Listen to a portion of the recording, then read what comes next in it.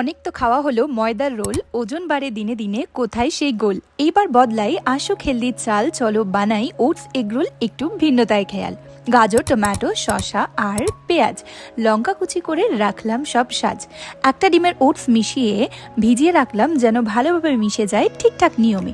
পনিরের কিউব আর চিংড়ির special touch, এই কম্বো দিলে টেস্ট হবে পারফেক্ট ম্যাচ।